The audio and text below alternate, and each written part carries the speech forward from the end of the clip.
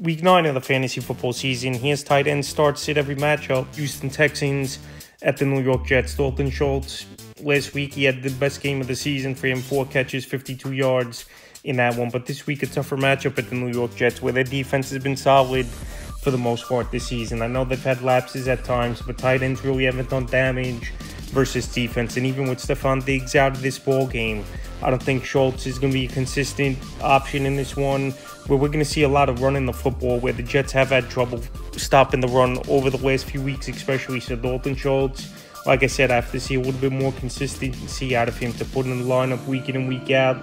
And this week he's a sit because the tight end position's been more consistent over the last few weeks.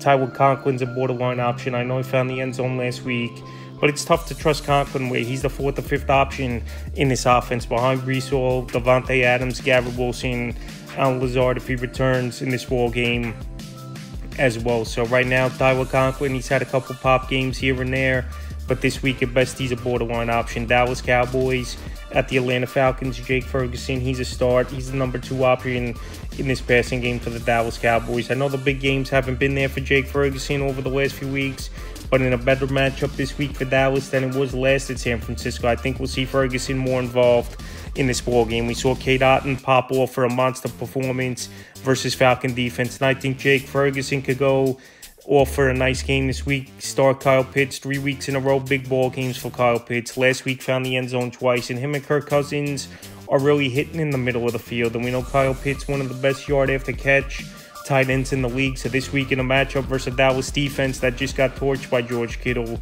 giving up over 120 yards in that ball game to him. Kyle Pitts, a top option start. Denver Broncos at the Baltimore Ravens. Adam Trautman at his best game of the season last week for this Denver Bronco team. And we know young quarterback's best friend and security blanket is the tight end position, but still have to see way more at Adam Trautman besides one big game versus a weak Carolina Panther defense. So this week in a matchup where we know they're going to have to throw the football and try to keep up with this Raven offense, even though this is a great defensive unit for the Denver Broncos. He's a sit, Adam Trautman. Mark Andrews, he's a start 3 weeks in a row now. He's definitely turned the season around, where he pretty much was unplayable and droppable the first 5-6 weeks of the season is Mark Andrews. With him and Lamar Jackson back on the same page, Harbaugh said it early in the season that Andrews is going to have some big games, and he was definitely right about it. Now Andrews with 3 touchdowns in the last 2 weeks. So this week, I know tougher matchup versus a good defense, but Andrews is a start. Isaiah Likely, pretty much, he hasn't done anything since week 1 of notice besides 1-2 touchdown game a few weeks ago was Isaiah Likely at the Cincinnati Bengals. But this week he's a sit. He's been phased out a little bit, and pretty much this offense is Zay Flowers, Mark Andrews in the passing game, and at times Rashad Bateman going out there and making plays. Vegas Raiders at the Cincinnati Bengals. Brock Bowers, he's a top 3 tight end option each and every week. Number 1 target easily in this offense, especially with Adams gone over the last few weeks to the New York Jets in a trade. And Jacoby Myers, yes, he did return last week, had a good game, but Brock Bowers in a great matchup at the Cincinnati Bengals. He's a must-start. Mike Gesicki, a sit. Last week, a big game for Gesicki. After the last few weeks, he disappeared, but the thing is, T. Higgins didn't play in last week's ball game. And if Higgins does return this week, Mike Gesicki, we're not going to see much out of him. That's a lot of targets and looks taken away from Gesicki. So if Higgins does play, maybe he's an intriguing option, but we have to see more weeks where he's going to go out there and put up numbers, not just one big game. And then, like I said, the numbers disappear for weeks on end. New England Patriots at the Tennessee Titans. Hunter Henry, the number 1 option in the passing game for this New England Patriot team. The only thing is, it looks like Jacoby Brissett most likely is going to start as of now going into the week, with Drake May getting a concussion in last week's ball game, and he has to obviously pass the concussion protocol, and most likely he's going to be out a week, I would think, is Drake May. But Hunter Henry can run all the routes. He's a good yard after catch tight end. And like I said, this Patriot team all season long, no one's really emerged at the wide receiver position to be consistent, where Henry's been the more consistent option in the passing game. Chigga Kwango, he's a sit in this one. He had one big game all season long. This offense, pretty much besides Tony Pollard and Calvin Ridley at times, are the only players who have fantasy value week in and week out. I know it's a decent matchup versus not a great defense of New England Patriots, but Kwango was hit. New Orleans Saints at the Panthers. Taysom Hill, Juwan Johnson sits in this one. At quarterback, we don't know who it's going to be. Derek Carr Rattler or Hager in this ball game for New Orleans. But either way, none of these tight ends are that intriguing. I know Taysom Hill, he's a gadget guy, but he really hasn't shown much this season long, dealing with injuries. And even the games he played, besides one early in the season, Taysom Hill really hasn't put up numbers. He's a sit. Juwan Jennings, Foster Monroe, they're both tight ends that obviously are in a split for snaps, and they're not tight ends really doing much. Pretty much besides Kamara and Chris Olave, those are the only two players with fantasy value every week for the same team. Also, Rashid Shaheed did have value weekly, but obviously out for the season with the knee injury. Tommy Trimble, Jatavian Sanders, their sits. They haven't shown much all season long for this Carolina Panther team. And besides Hubbard, one else has value as a fantasy option. Miami Dolphins at the Buffalo Bills. Jonnu Smith, he's a sit. Jonnu, he had some good games with the backups in there, Huntley or Tim Boyle, whoever it was for those few weeks. But last week, Tua back to the lineup, and it was all about the running game. Devon Achane had a touchdown, Mostert 2 touchdowns, and Tyreek Hill, he didn't have a big game, but he had 13 fantasy points in PPR leagues. So this week in a tougher matchup at the Buffalo Bills, I don't think Jonnu Smith will get enough targets or looks, like I said, where Tua has all those other options available over Jonnu Smith. Dalton Kincaid, he's a start each and every week. There's some weeks his numbers are down, but pretty much his floor is pretty good, I believe, is Dalton Kincaid. So last week, once again, finding the end zone. And this whole passing game opens up with Amari Cooper now here for this Buffalo Bill team, where other players get those one-on-one coverage and they get easier looks with Cooper in the lineup. So this week, a good matchup versus the Miami Dolphins. We just saw Trey McBride go over 100 yards versus defense, and Kincaid, once again, is a start for me. Chargers at the Cleveland Browns. Well, this week had that big pop game, 8 catches, 81 yards a couple weeks ago in Week 7 at the Arizona Cardinals, but he didn't do much last week. He's a sit. Have to see way more out of this week to have him in the lineup. David Njoku will start.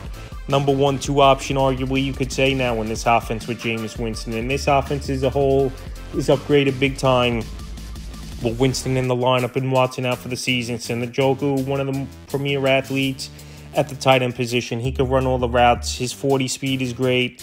And he's just a big guy that's tough to get down as well. So with all those attributes and pretty much the number 1-2 option in the passing game, him and Cedric Tillman. Njoku's locked in as a start no matter the matchup weekly.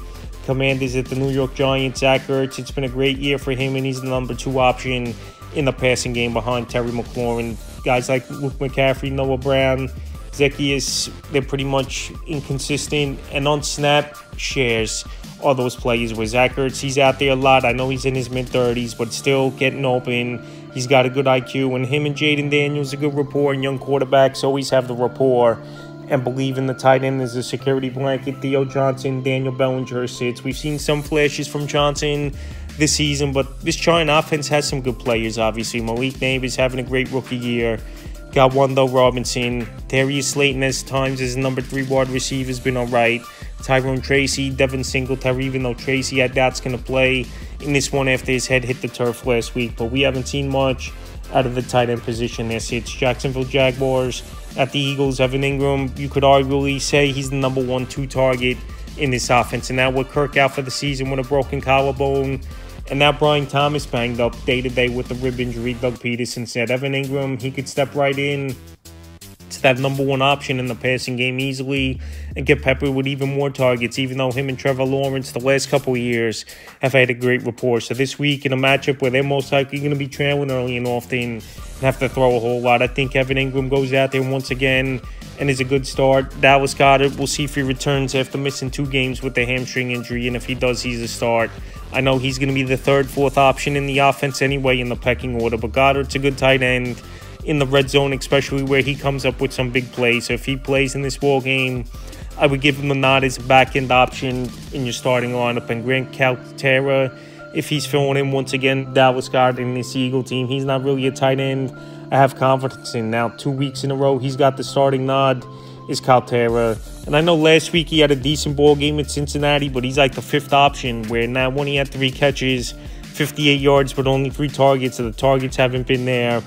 Obviously, A.J. Brown, Devonta Smith, and Barkley ahead of him, and he's a sit. Chicago Bears at the Arizona Cardinals. Cole Kmet, I know it's 1 good week, 1 bad week type of pattern. So going off that pattern, this could be a good week for Cole Kmet. But he's a great option, I think, in this offense, and they got to get him the football more. Keenan Allen hasn't shown much. Rome Odunze hasn't showed much, and even DJ Moore the last 2 weeks, the numbers have dropped. But this Cardinal defense isn't all that great. This could be a potential shootout, and I think Cole Kmet bounces back in this ball game. He's a star. Trey McBride, top 3 option off the board in fantasy drafts. In the last couple weeks, the numbers are definitely going back up for Trey McBride. And last week, over 100 yards receiving in that ball game at the Miami Dolphins. See, he's locked in as a start, even though it's a tougher matchup than last week. Los Angeles Rams at the Seahawks. Colby Parkinson is sit. We haven't seen much out of Parkinson. And now with Cooper Kupp, Puka Nacua back in the lineup, his targets are going to disappear for the most part.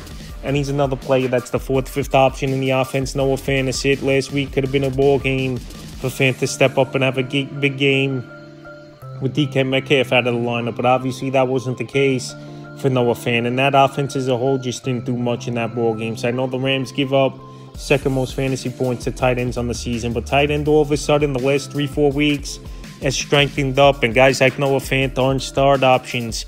Detroit Lions at the Packers. Sam Laporta found the end zone last week, almost had 2 touchdowns, but the other one was called back, saying he was down at the 1-yard line. And now with Jameson Williams out once again this week, suspended, one more ball game. I think Sam Laporta, the targets will be there.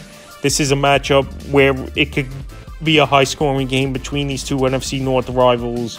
And Sam Laporta, we know he's a good tight end. I know he's been a bust this season because he was the number 1 tight end off the board.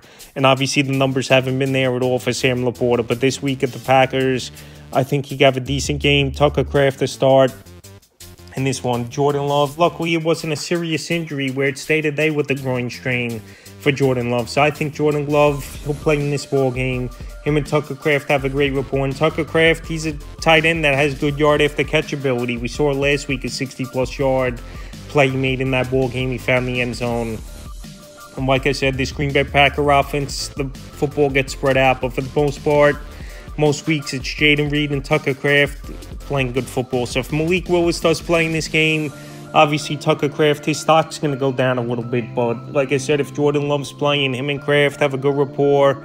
And that's usually where he puts the numbers up weekly. Indianapolis Colts at the Vikings. Kyle Granson, Mo Alley-Cox. We haven't seen much from them all season long. And pretty much the last 3-4 seasons in this Colt offense, the tight end position isn't a big factor in terms of catching and receiving the football. So right now, this week, in a tougher matchup in Minnesota, they're both sits. TJ Hawkinson possibly could return in this ball game, but I imagine he'll be on a snap count in this one for the Minnesota Vikings. And this Viking team, they would welcome another option in the passing game, where the only consistent guys, obviously Justin Jefferson and Jordan Addison, really hasn't done much catching the football. So Hawkinson, if he's back, I still would be a little weary, like I said, be on a snap count, I would imagine. And also coming off an ACL injury, it takes time for any play to get their legs on the rim, and taking those hits as well, you got to get used to that. So if Hawkinson plays, at best he's a borderline option. In the final game of the week, Tampa Bay Bucks at the Kansas City Chiefs. Cade Otton's locked in